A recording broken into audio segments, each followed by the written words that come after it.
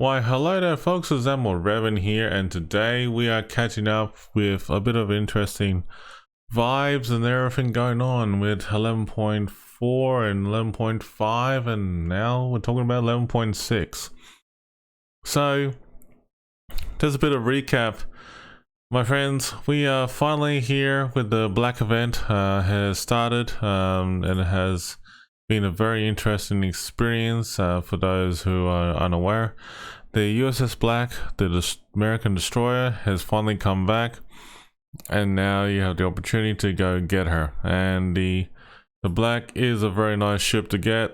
She's a one of a kind, very unique premium tier 9 American destroyer that you can now obtain from the actual game. Most recently, I had been sitting back today and playing around with World of Warships, and most recently I was really impressed with the new changes, what they have done with the gaming mechanics and everything they have introduced with the lead up to the Black event. And I have to say that there's a lot of cool things and nice rewards for a change in the game itself. So the American T9 destroyer is worthwhile getting, is fun, is versatile, and at the same time, if you like the American destroyer Fletcher, you'll appreciate the Black. And the only biggest difference between the two, well, just the name and the game mechanics of the gameplay style of the Black and the Fletcher. Now, both of them are very unique warships. They have their own, pros and cons, but in all seriousness, though, that the Fletcher and the Black are both worthwhile. So if you already got the Fletcher and you're not interested in grinding for it, you're not missing out anything special about the Black. But what I can say about the American destroyer, but the Black, short version is I can give you a very unique T9 premium destroyer that you can add to your collector's items for fun and shenanigans and engaging time where people can sit back, relax, and enjoy themselves. That is what the USS Destroyer, the Black, is all about. It's fast, maneuverable, and has good detection range. And great for maneuverability, and everything about it is not a myth, not a legend. It is just simply a damn awesome vessel to play with. And that, I can tell you that much, folks, that the American Destroyer Black is worthwhile getting. So, where does this leave us though? Well, I have to say that the new rewards and everything that you've seen about the Black is actually pretty nice. This is the new camo that has come out for it, and I have to say it looks pretty nice from different angles as you can view it, but not many people are fan of the black and white and red colors. And I have to say, my viewers were talking to me about it the other day, and they were not exactly thrilled about it, I have to say, and it was a bit of a mixed reaction. But you can definitely claim the coupons. Make sure you do that, and also enjoy the rewards. And honestly, that there's a whole bunch of rewards that's involved here that you can get, and at the end of the day, you can actually work your way up to get the commander and actually really enjoy the ship itself at the end of the day. So definitely worthwhile getting, but this leads to the latest dev blog reviews. So most recently that I had been reading up the dev blogs, I've been taking a peek about the most recent dev blogs, and I have to say that when I was looking back on the dev blogs in the past few days, I was actually very surprised with some of the new concepts that I've been introducing. And one of them that really stood out to me was the new announcement that they made on the economic bonuses, and which we'll get to that very shortly. And then also there has been some closed testing for the subs as well as different warships. But wait, there is more information about something that is gonna spark a bit of interest, and that is the new warships that the British lines come out, and as well as economic bonuses, visual customizations, brawls, and other new features. So most recently, I was just like sitting there going like, well, this is very in-depth for what we're going to be reading here. So let's just cut to the chase and bring you up to the speed. So separating economic bonuses from visual customizations and in more detail. Now, as you know, that they had been talking about this in the past. In the previous post that they mentioned that they were talking about a whole heap to do with economic changes and everything like that. And this is what it's going to be looking like in the near future. It is all well and good in paper. It's very in-depth, pretty full-on information. And I have to say, if you're really not into this sort of thing and you feel like you're having a yawn fest, well, definitely go to aisle 5 and definitely play a different tactic, like watch a movie or listen to music, and then come back to and listen to this and to me speak about it. Well, in short version, I'm going to paraphrase it, that this is pretty lengthy. I have to say that as a person who has been reading this inside and out for the last few days, I myself had fallen asleep by reading too much information. There's a bit of a brainwave shock overload, but all this wealth of knowledge and information here. And I have to say that, just from looking at this, I don't know. That's pretty much it, how I concluded. I have to say that, for a person who has been reading this, I just feel like this is a real, brainwave shock overload with everything going on. Definitely, more power to you. So this, what I can say to you is that when you look at these economic changes and everything like that, they're really focused on the diminishing returns and the credit rewards. And this is where, bonuses to credits and standard permanent camouflages of tier 10 ships in particular have been increased to at least 50%. Now, that seems to be a little bit of a good change, but it doesn't seem to be that much either. As you can see here, the credit and XP rewards for performing different actions in the game itself, it's come down to, the first action taken brought more rewards than subsequent actions. So that's actually pretty interesting in how this really pans out. So pretty much what your goal is to really do well in the battles you're in. Don't rush in, YOLO in, and actually pretend you're doing at least about 60k damage. Anybody could do that. In all honesty and seriousness, if you really want to get the good rewards, definitely hit over 60,000 damage. Keep pumping it up over 100,000 damage and you'll enjoy the rewards big time. Which brings me to the next point. It's all well and good that the more damage you produce, the less expenditure you spend on for your ship repairs and stuff. This is very true. But at the same time, that as I looked at it and weighed out the pros and cons,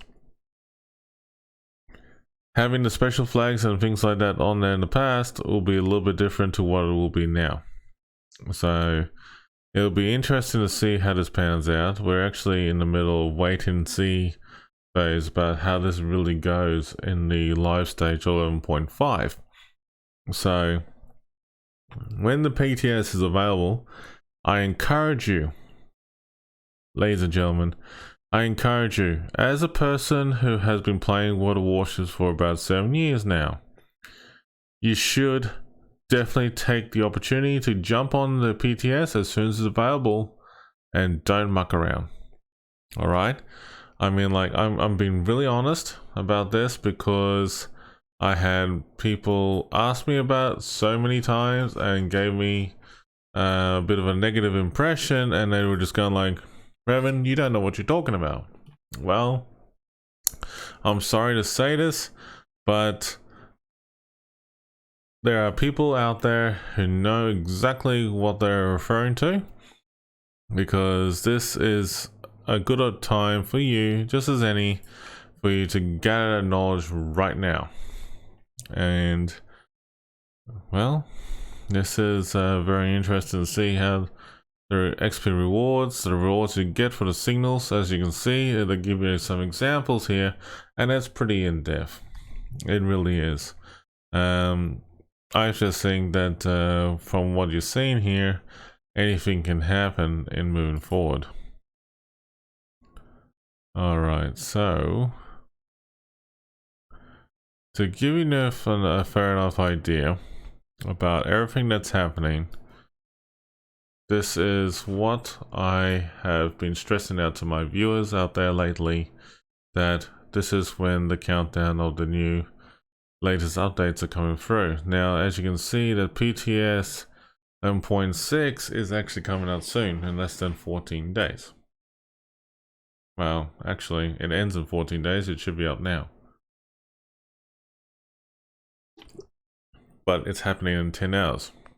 So, as you can see, in less than 10 hours from now, you should make the effort to jump on the PTS for 11.6 and really push it to its limit. Now, for those who missed out the opportunity 11.5, well, that's all well and good. And testing for 11.5 has been and done, and that's okay. But I'll be honest with you folks, and just by looking at this and going forward, that whenever the PTS is available, participate, do it, and you won't regret it. 11.5 is coming out soon, in less than 2 days from now. So that is coming out this week. So pretty much around about Friday this week, give or take. A lot of people will be streaming this, a lot of people will be talking about it, a lot of people will be showing the pros and cons of it, and it'll be interesting in going forward. The game will be changing for the better in the near future. Whether you like it or lump it, that's pretty much down the nutshell. So let's just cut down to the chase of the new style. What's everything going on? As you know, that the new calculators will be coming out to calculate how the bonuses are calculated. So if you're wondering about that, this is the best way to do it. And as you can see, that the calculation instruction is pretty self-explanatory, but definitely worthwhile checking out. So, the biggest question I was asked the other day: is the economic bonuses for permanent camouflages worth it? Maybe. That is a very big good question. It's a very maybe. As you can see, the price for a permanent camouflage from tier 2 to 8 is pretty reasonable. Tier 9, not so bad. Tier 10 and also tier 11 or super warships, it seems all fair, but honestly it really comes down to what you can do, what you can afford. In-game doubloons is all easy to get when it comes down to doing the dailies and rewards and stuff, and maybe an odd occasion you win a super container, and that you can get something out of it. But as you move on in doing so, free XP is going to be a little bit harder to grind as well, but it looks, and they really have changed it a fair bit. All the economic flags that you have had in the game and everything and whatnot, they'll be changed as well too. So honestly, each ship will have different rewards. Each ship will now have different, customized abilities and stuff like that. As you can see, look at this Turpets, for example. The Turpets has really been tweaked up a little bit here. the Otago, Scharnhorst, you know, all these ships are listed on this list here, and every single one of them has something unique about it. What would happen with permanent camouflages not bound to a certain ship? Well, that is a very interesting story, and we won't know for sure until, you know, later on. So we'll see how that pans out. And this is really rough with everything going on here. So as you can see, that there are some, you know, artworks and stuff like that will be still around, some won't be. And honestly, some of the current new flags, special flags, will be tweaked up a fair bit. As you can see, and this has actually been really tweaked up now with the new rewards and systems. So at the end of the day, what will become of the economics and special signals?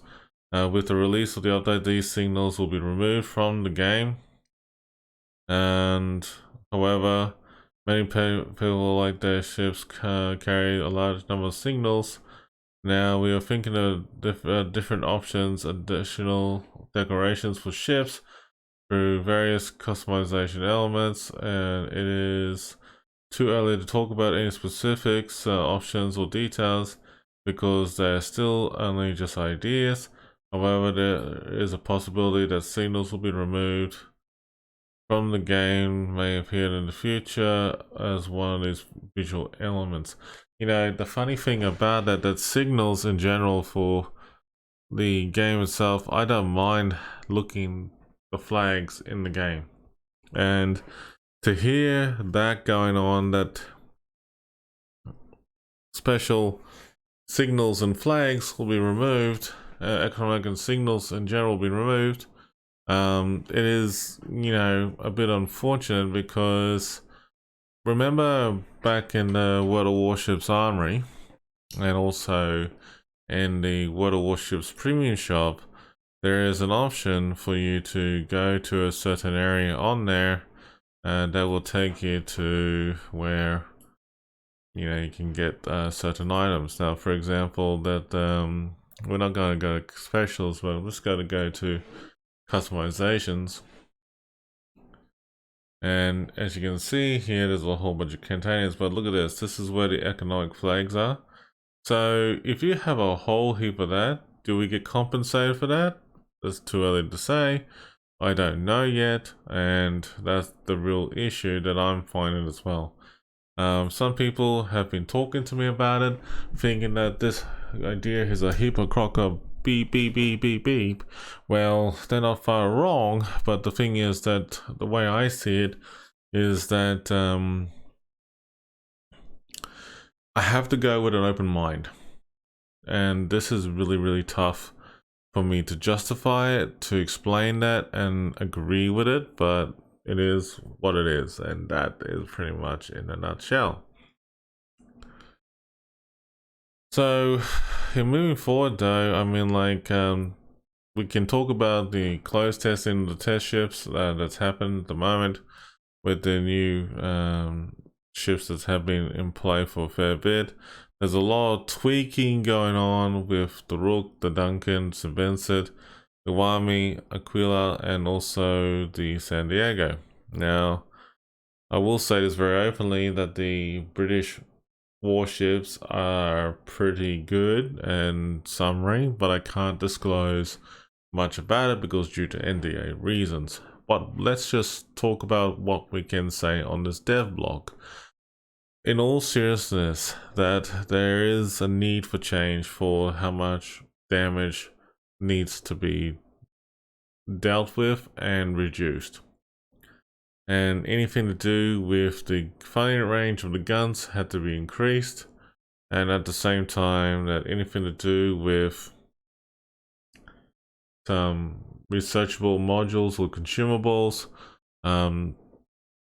we give the option down the table right there for everyone out there to have fun, and that's the main thing. And The Iwami is pretty good. I like the ship, and you know, it only needed to have its range increased a little bit. The Aquila, on the other hand, for Italian CV, people who are CV main will be very, very happy to do it. And the Aquila is very nice Italian CV for tier 8. Very versatile. The planes are a bit weak though, but at the same time though, that anything to do with it, the carrier itself is pretty devastating. It can definitely deliver a pack a punch. It actually can do a lot of damage. The San Diego is like an Italian, the San Diego is like a Atlanta at tier 8. So if you like the Atlanta at tier 7, the American destroyer, it does pretty good with the rapid firing guns. However, the problem with it is just it needs to increase on its damage produced, but unfortunately people have decided not the case. The torp range on the ship itself is very short, so I wouldn't recommend it to anybody out there for the San Diego, unfortunately. If the torp range was about 8 kilometers, I probably would have justified more. The ship balance changes for 11.5. It is going to be a very different ball game. Alright, so the Kansas to the Vermont branch is going to be updated, and there's going to be a whole bunch of new changes like this one, as you can see here. Also, the United States supercarrier is actually going to be updated as well. There's actually going to be some cool new changes in the near future for the submarines, and submarines will have new dispersion for whenever they launch torpedoes, and that's going to be interesting and moving forward. At the same time, they're going to have a bit of reduced time for the time to ascend into surface, and that is when the diving capacity has depleted. So it's actually going to be interesting when that comes into play. And also this brings back to the lead up to 11.6. Yes, my friends, 11.6 is going to be pretty full on. And so when we're going to talk about this, in short summary, I can say that 11.6, the early access for the British warships has come into play, and also the separation for economic bonuses, so the visual customizations, the brawls, and new features coming into the game will come into play. So with the announcement of 11.6, the new British battleships will come into play from tier 3 all the way to 10, and basically it's called the Titans of Industry. And as you can see here, that there'll be 3 new dockyards or been updated, and one of them is called the Chatham, Elswick, and Clydebank. Clydebank makes me laugh because it reminds me of Clyde Plays Live. But anyway, these are real dockyards, and basically you can choose which shipyard to lend your support to, but don't forget each one will provide you a unique reward. So each of these shipyards now, or dockyards, have its own reward.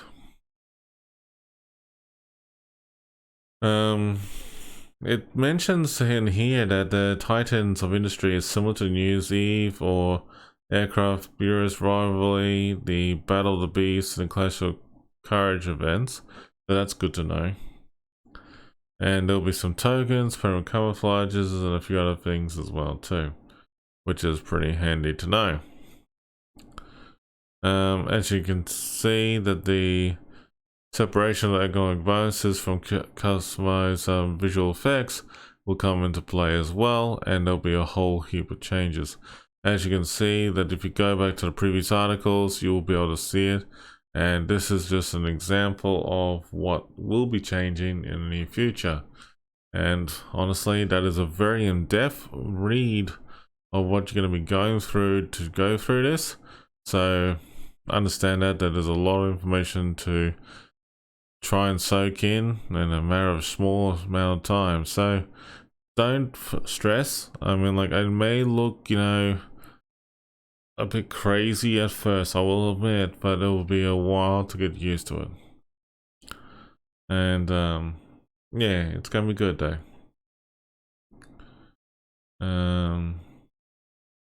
The AI update will be happening as well in 11.6.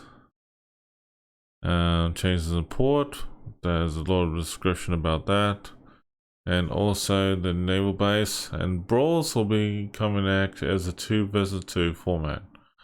The first will be tier 10 warships will take part at the start of 18 July, and then basically the second brawl will start at the 1st of August, and it'll be reduced down to tier 7. Fair enough. The power camouflage ahead of the future, fully incomparable, looks whoa, okay. And also the Hawk and the commanders is actually pretty interesting for Charlie Catham, Eddie Eswick, and also Carl Clydebank. Very unique commanders for the Dockyards. There's the flags and everything as well. Camouflages and also the new ships that's coming to play as well, with the new appearance changes as well made to the American destroyers, the Samsung, Wicks, Clemson, Nicholas, the Sims, and the Farragut. And yeah, it's actually gonna be very interesting with the lead up to 11.6 because there'll be new warships in testing. For another Spanish warship called Avaria de Banzan, and also the Ahalt, or the German battleship, and as well as the super destroyer Dalma, and the Japanese submarine I-56, and they'll be added to testing, and it'll be interesting to see how that pans out in the near future. Each of these ships are very unique and very versatile. You can check out the specifications of the ships and see what's going to be good about it, bad about it, and definitely it's worthwhile reading. I know that I have to say that a lot of people love reading and people don't. I mean, like, all they want to do is play the game. I hear you, I understand, and don't worry, I know the feeling.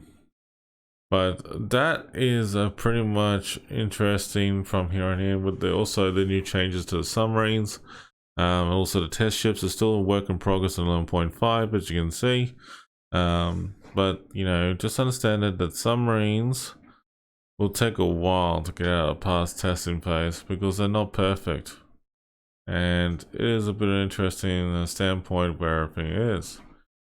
Make sure you always read up your information, folks, and understand what you're going through. And yeah, definitely look at it very, very thoroughly. If you have any questions, folks, definitely please reach out and let us know. But yeah, I will say this very openly, guys and girls out there.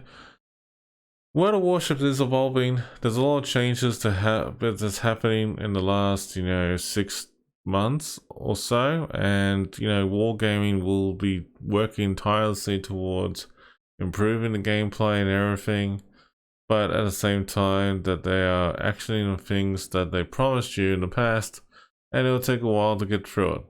That is the biggest thing that you need to know, and honestly, I think that you'll love it in the near future, but yeah, definitely worthwhile in the long run. So from all of us here, folks, definitely thanks for tuning in. There'll be a lot more dev blogs coming back soon in the near future, and if you want me to comment or research on something in particular and get back to you, I will definitely share that thoughts with you. But until then, stay safe and take care, my friends, and have a good one, my friends. and take care.